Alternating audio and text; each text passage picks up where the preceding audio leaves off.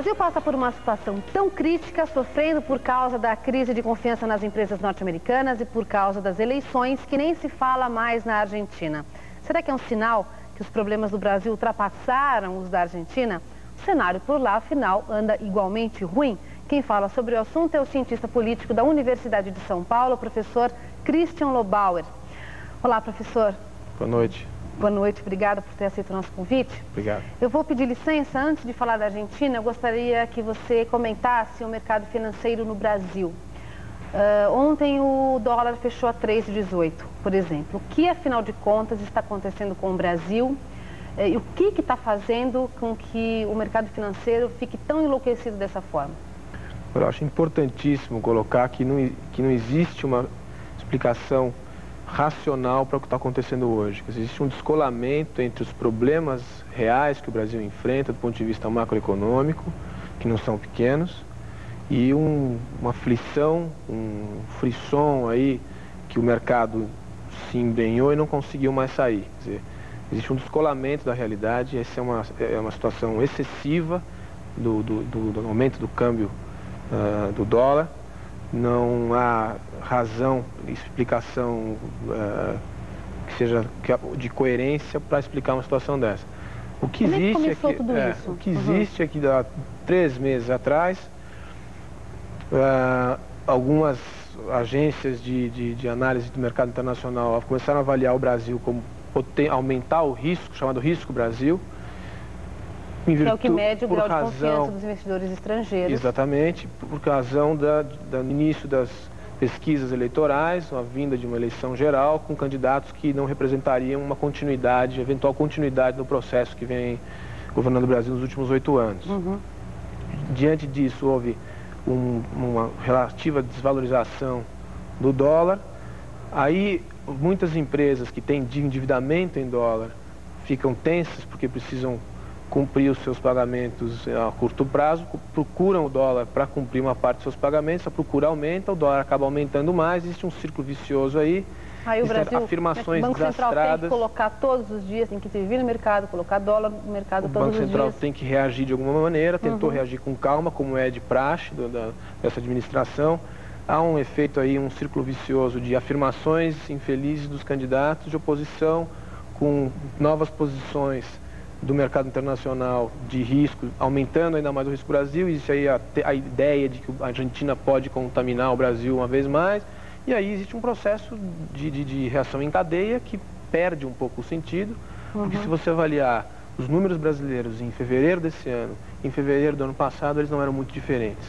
E se você avaliar o risco Brasil no auge da crise argentina do final do ano passado, quando poderia haver eventualmente um contágio e não houve, os números do Brasil, o índice de risco do Brasil era maior do que era no começo desse ano. Então, aí existe um descolamento completo.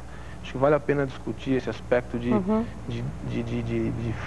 descolamento mesmo da realidade e da visão que o mercado está tendo em relação ao Brasil.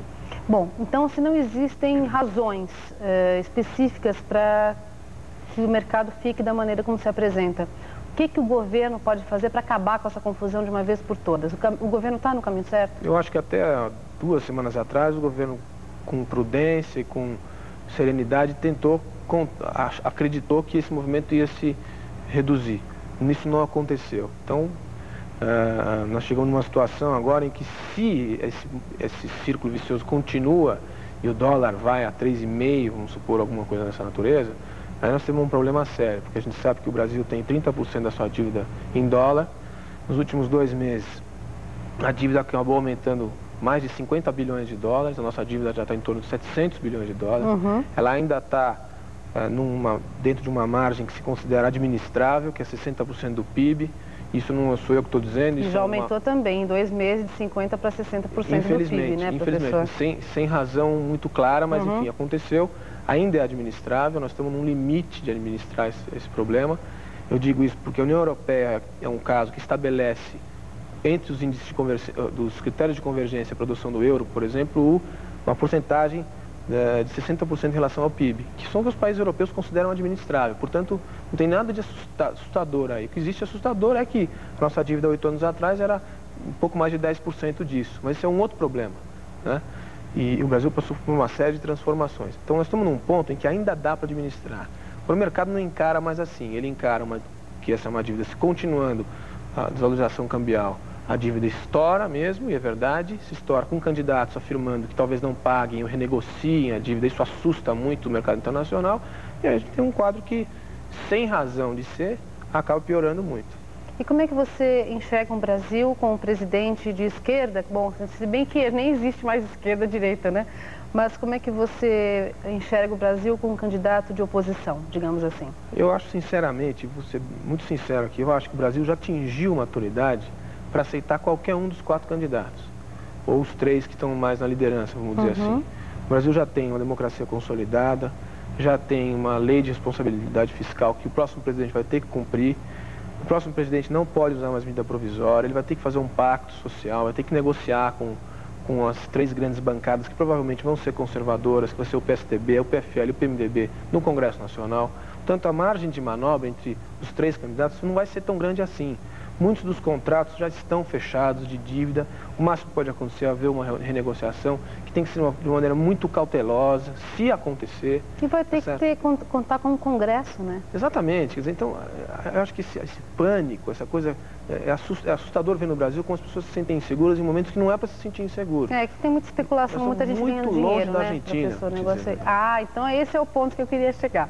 A gente está longe da Argentina. O Brasil não vai se tornar uma Argentina e nem tornou-se uma Argentina. Eu acho que não vai se tornar uma Argentina. Assim, enfim, eu não tenho bola de cristal, ninguém tem, mas a nossa situação econômica, política, a nossa maturidade, as nossas instituições são mais fortes, a nossa dívida é séria, a nossa situação econômica não é simples. Mas o Brasil tem muitas melhores condições do que a Argentina atualmente. A Argentina é um país que entrou em default, que tem uma situação institucional terrível. Os candidatos à presidência são muito frágeis, um deles, um dos mais fortes, é o presidente Menem, para você ter uma ideia da situação política que eles se encontram.